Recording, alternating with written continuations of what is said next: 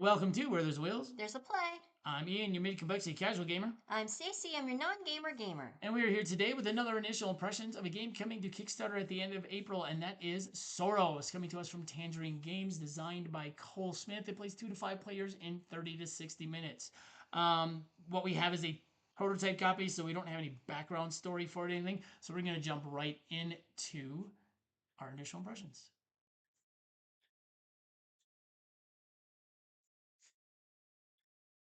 All right, starting with the theme. The theme of this game is dinosaurs, as you can tell from the picture of the box cover. We'll show you some artwork. I'm going to say that I believe that the theme of this is okay. It's a dinosaur themed game, so they themed the game around dinosaurs.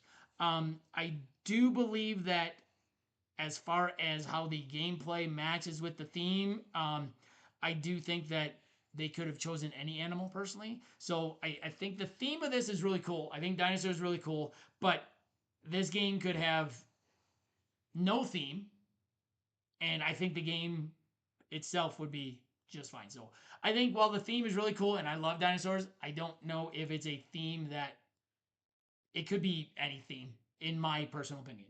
And in my personal opinion, I like the theme of this. I think the theme resonates throughout the entire game. From the player mats, there's not a whole lot in this game for components, and we'll talk about that in a minute.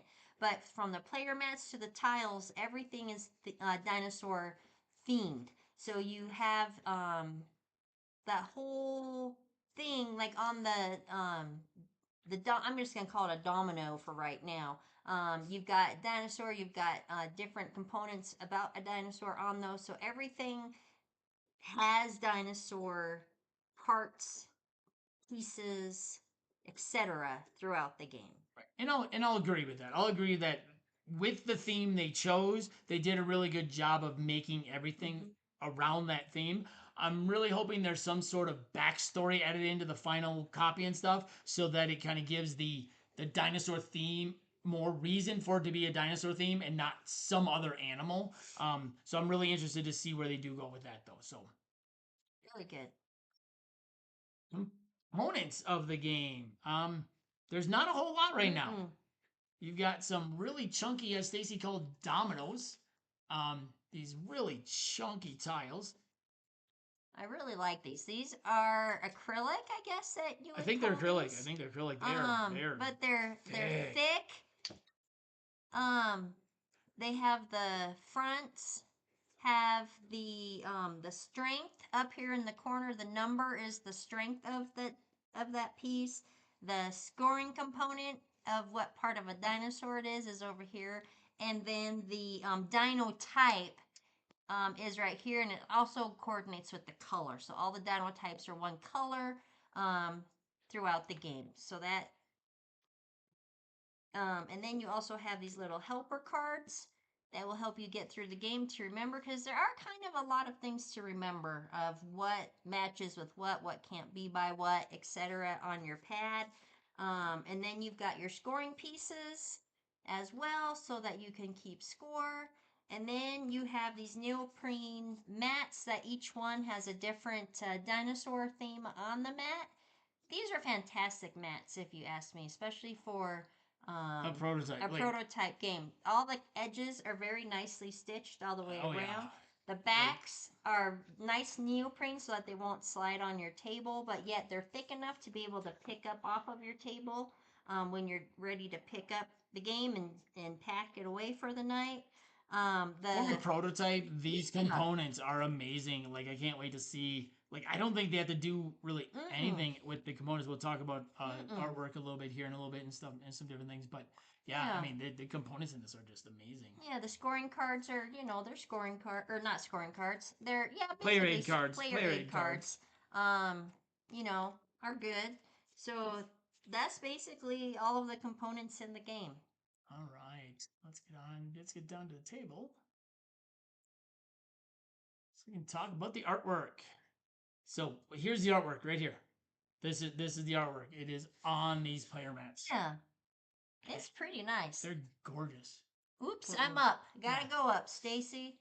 So look at that. Each one has a different dinosaur to it. I'll just show you a couple.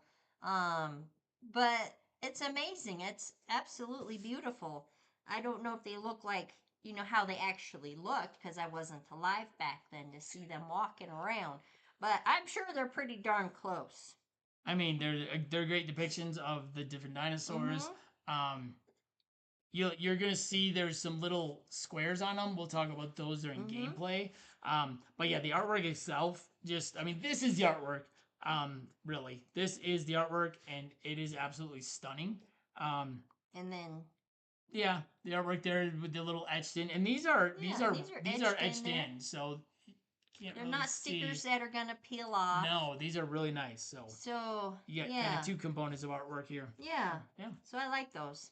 They're really These good. are not chintzy at all. No, these are chunk. These are thicker. These are twice as thick as as a normal domino are. And if you put your finger in there, this isn't a piece that is going to chip away. You know how some of them get flaky and then they run into each other and you can't really tell what they are when you're done with them 3 years from now. But I don't think you're going to have that problem with these at all. No. Moving on to setup. Setup for this game is very, very easy. We're going to set up for a 3-player game to show you how it works. Each player takes a player mat. Oh, one thing I do want to show is, so now that we're getting it set up, is each one of these does have a different dice or tile placement. These two are the same. Right on this, I've been told that has been changed, that each one is unique now. That will come into play in the gameplay and scoring, so we will tell you about that. But we're going to take, let's see, take that one off, take that one off. Okay. So we are going to set up here for a 3-player game. So each player gets a mat. Each player takes 7 tiles. 2, 4, 6, 7, 2, 4, 6, 7. And normally you would place these so that your opponents can't see them, but since we're doing this, we need to show you. She has never drawn a green one in the several rounds we played earlier. This game is played over a series of rounds equal to the number of players. In a 2-player game, there will be an AI opponent, which is in the works still. So we're not going to talk about that. So we're going to show this as a 3-player game. So in a 2 and a 3-player game, you will play this in 3 rounds. So, both T-Rexes got drawn. Both T-Rexes got drawn. Okay, so 2, 4, 6, 8. Why do I keep on trying 8 over there? Okay, so there's the setup, and that's it. And then you have your scoring tokens over here, which when we played, we completely forgot. We just took on paper because it was easier for us to keep track of all the different scoring rules. Okay, so that is the setup of the game. I call that an easy setup. Moving on to gameplay. So in Sauros, you are trick taking and tiling. So we're just gonna say this is the first player, and then we're gonna go clockwise around the table. So the first player will flip a tile up. This is the trump suit for the round. So this is the trump suit. This player does not have to play the trump suit because they may or may not want to win. At the end of each round, a round ends when you've played 7 tricks. You're going to score your cards. There are 6 different scoring criteria. One of them is whoever has the most eggs on tiles gets 4 points. Then the bones, you score 1 point for every egg that is next to the bone, I believe is what it is. And then the footprints, you score for every pair of footprints, you score 3 points. Whoever has the most eggs scores 4 points. You get 1 point for every egg that is next to the bone. Then you have the teeth. The teeth need to be alone. You get 1 point for every lone teeth. And then the colors come into play for you get points based on the sets of colors that you have.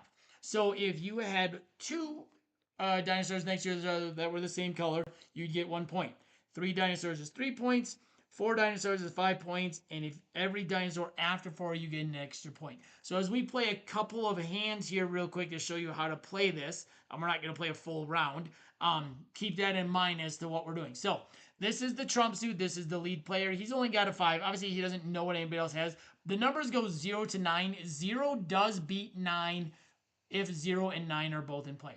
So 5 is not a very good number to lead with, but you'll notice there's 2, 4, 6, 8, 9. There's only 9 spaces, so you don't necessarily want to win every single trick. So I'm going to lead with this 5 because I'm going to hopefully give up this other trick, this first trick, and hopefully get some more. So Stacey's going to go next. She's got to follow the lead player. You don't follow the trump, you follow the lead player. So she has to follow that. So does he. So Stacey has won this trick because she played the 8. So she will take her tile back and place it somewhere. Then she can choose whichever other tile she wants. So she took the bone because, lucky for her, everything was purple. So whoever wins the trick is always going to take 2 tiles. Everybody else is going to get 1 tile. So she took the bone because that's going to score 1 point for this egg. I'm going to take this egg back. We're going to play it there. Now this player, because this player took the their tile, is going to take this tile and just kind of place it. This needs to be by itself, so putting this here by itself is a good spot. Mm-hmm. So now Stacey won the trick, and the trump is purple again. So she doesn't have purple, so she can play whatever color she wants. She doesn't know what other people have, so she's going to want to play something high if she wants to win the trick. If she doesn't want to win the trick, she's going to want to play something low. She's going to play the 7, the green 7. So this person has to follow suit. So the suit is green, and each dinosaur is a different type. So the dinosaur is green, so he has to play green. I also have to play green. I would like to take this trick, so I'm going to take my 9, which means I get 2 things now. So I'm going to take mine, and I'm going to play that next to that, and I'm going to take... Well, See, I don't want to give... See, I don't want to give Stacey this. She's going to get an egg no matter what. She's probably going to put it next to her bone, and I know that. If I take hers, she's going to get this purple, which gives her a bigger purple. So I don't want her to get that. So I'm going to take this, and I'm going to put an egg next to my green. So this guy gets this. He has to place it here. Stacey gets that. So she's starting a second group. So I won the trick. I would flip over a tile. So the Tyrannosaurus and Rex are wild. They win any trick. So they will automatically win a trick. So green is once again trump. Oh my. Oh no, purple was trump before. Purple, yeah. So green. So that tooth, I'm gonna play a 2. So I'm gonna play a green, but I don't want to necessarily win it.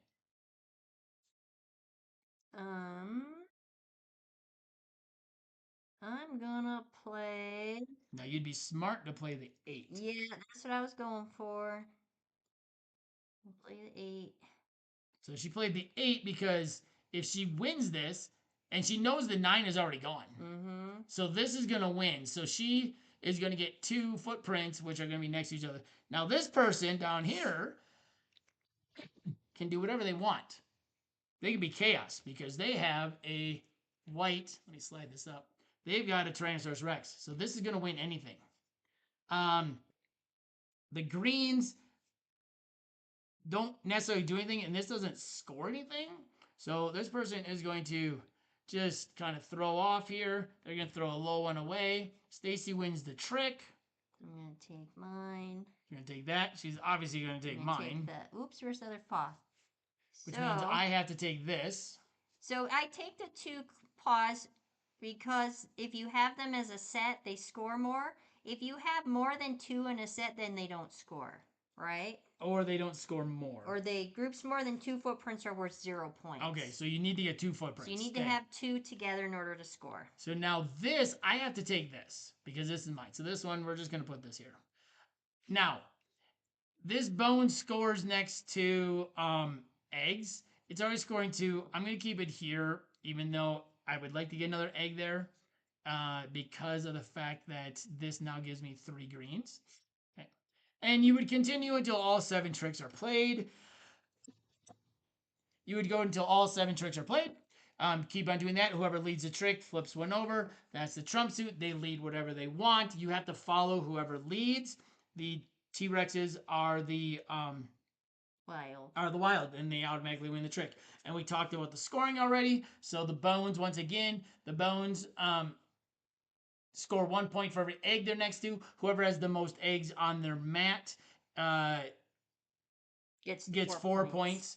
The Stacey just said if you have 2 footprints next to each other, you get 3 points. For every one of the same color in a set, you get, if you have 2 in a set, you get 1 point. 3 in a set, you get 3. 4 in a set, you get 5. Every one over 4 in a set, you get 1 extra. And the teeth need to be by themselves. You get 2 points for each teeth by themselves, or 1 point for each teeth by themselves. There's another scoring here next and to the teeth. And anything that's in your reserve is -2 points. Yes. So during your turn, if you don't want to place something on your board, so let's say I didn't want to place this yet, I could place it over here. And this is a reserve, so I can use that later. You can never place more than 2 tiles on a turn, but let's say I wanted to make sure that this was by itself over here, and I didn't want to, maybe get stuck with another tooth next to it. I could have saved this and maybe go, okay, I'm going to place it here. But the problem with that is if you end up with more anything here at the end of your turn and the end of the round, you lose 2 points. So, like I said, you play over the number of rounds equal to the number of players, and then the person with the highest score wins.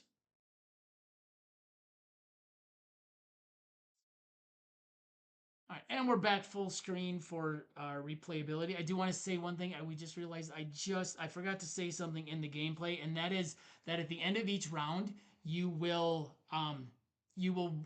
rotate your mats around. So all the mats that are being played with, everybody will use for their scoring. I wanted to mention that because that is going to probably be a huge part of what we're going to talk about here in replayability. So, what do you think about the replayability of this? So, the replayability I think is pretty darn good with this game because of the fact that you're rotating your player mats around and you're drawing different tiles each time.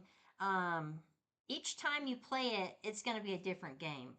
Depending on how you do things and with how you place them on your mat and your, what are these, the -2, the reserves, the reserve section. There's a lot of replayability with this. Now, if you like to change it up or mix it up a little bit, I'm not sure how replayable that is for you. If you don't want to keep, just drawing and setting, then it might not be. But for me, because of you changing things around, I would like that, and I think there's a lot of replayability on it. Yeah, the base game itself, and I say that because there are 2 extra tiles in here which are going to be revealed during the campaign. So, and we haven't played with them because they say to play it first before we play them. We will probably play with them before we take them back. The base game itself, this is just an interesting take on trick taking because you're trick taking, but you're trick taking in order to almost do some set collection and some different things. So the trick taking itself is not scoring like in a lot of trick taking games that I've played. I grew up playing euchre in high school and stuff. I mean, I guess not grew up, but in high school and beyond. And so that was kind of like my background in trick taking. And the replayability in this, I think, is quite interesting because of the player mats. Because the trick taking aspect of it is just to get your sets that you're collecting. So that whole idea of that is quite interesting. And I think the fact that you can play with different player mats every time, and who knows, they may have more than 5. And if you, even with 5, you've got, a different one with each person. Now, if you're playing a 5-player game and there's only 5 of them, you're going to be scoring the same ones every single time. So you may kind of start figuring out, okay, the best strategy for each mat. If you're playing with less than 5, though, you can throw different ones in. And the way you get dealt out, or you take 7 tiles, the way they come up, whatever the trump suit is, you determining if you want to, play the trump suit to lead if you're leading. There's a good bit of variability. You add in some extra rules with some extra tiles that do some extra things. and I think there's a decent amount of replayability in this one. I'm not gonna say it's gonna be like a super high level replayability because you're doing the same thing, and I don't see a lot of difference other than these and trying to figure out where these are going. And I, oops, I'm sorry. But yeah, so I think I think there's gonna be a good amount of replayability for a decent amount of time though. And I think the strategy with the different mats, because you can't put a tile by itself, it has to be next to another tile. So where you're starting. So yeah, so where you decide to start on each mat is going to be different as well, and how you build depending on which tiles you get from there is going to be completely different. Because you're not going to draw the same color and number unless you're me. You're going to draw the same color every time. But that also is going to change as well. So your strategy is going to mix up the game as well. All right. Moving on to our final thoughts. What'd you think? I like this game. As someone who's not a big trick taking fan. I'm not a big trick taking fan. The lingo, like I said, messes me up a little bit. Just tell me what I need to do and I'll do it. But I do like this game. I think that once the full game comes out and I see if there's any changes that were made to the rules, that I don't know what they would change to the rules, but I like the quality of the game. I like the gameplay. I like how the changing of the mats changes it up a little bit. As a non-gamer, I recommend this game to people. I think it's fun. Yeah, and I enjoyed this one as well too.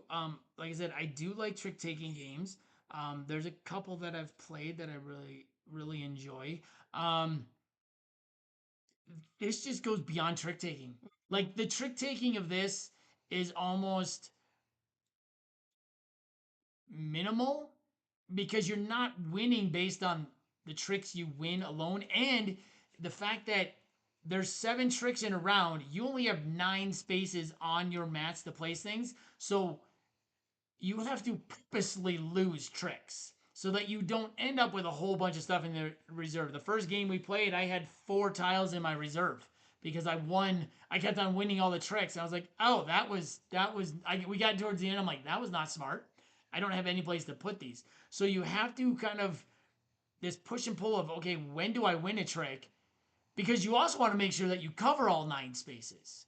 Because we've had where we didn't cover all 9 spaces as well because you didn't win enough tricks. I think in that same round, Stacey didn't cover all her spaces because I won so many tricks that there weren't the tiles to take. And if you don't win enough tricks, you don't get 2 tiles. Like if you only get your 1 tile every time, you're only putting 7 tiles down. So that minimizes the scoring opportunities you have. So that kind of push and pull of, okay, I know I need to win tricks, but I need to win the right tricks. And also the fact that even when you don't win a trick, you're placing a tile down. So like, okay, if I don't win this trick, am I going to put something out there that the other person really wants? Because maybe that middle tile, that tile that flipped up, which is called what we just looked it up. What was it called? Yes, I did. The Just look it up. it's under the T-Rex. The something Triumph Dino. The Triumph Dino is the one you flip up in order to say what the trump is. Like maybe I want that one more than the one I laid because it helps me more. So maybe I'm going to place something out there that's going to entice whoever wins the trick to take my tile so that I get the Triumph tile because I want that more than this tile. Like, oh, look, I really want that color. Oh, they led yellow. Perfect. I mean, I have to play yellow. Or, maybe I want that symbol. But they could really use this symbol. This symbol isn't going to do so much for me right now because I can't place it next to anything that's going to score much. So maybe I want the symbol there, and they're going to want this one. So maybe I can almost make them take that mine so that I can get the one above. It is a very interesting mind game. And just because it does go beyond just the simple trick taking of, okay, you won the trick, you get the point. And it's, okay, you won the trick, but now you got to place the tile down, and now you got to score. So you're set collecting, and you're doing all that. It's just an interesting game. We are not new into the modern board gaming hobby. We've been pretty big into it for several years now. We do have a large game collection. We do play lots of different types of games. This is not something we have seen in a trick taking sort of game. We've seen trick taking, we've seen set collecting, we've seen similar scoring things probably where like, oh, if you place this next to this and this next to this, they score different ways. But the fact that in order to get that, you have to win the trick first is really interesting. So I'm very excited to see where this thing goes on Kickstarter. Um, yeah, we will link the uh, the page so you can follow it in the description of this video below. Do you have any last thoughts on this? This game. This is a fun one. This is a fun one. This is one I knew that I knew we would it would be interesting for us, and it was a lot of fun. We'll probably get a couple more plays in here before we send it back, but yeah, I think that's it. Once again, this has been Where There's a Wills. There's a play. I'm Ian. I'm Stacey. And we'll see you next time At the table.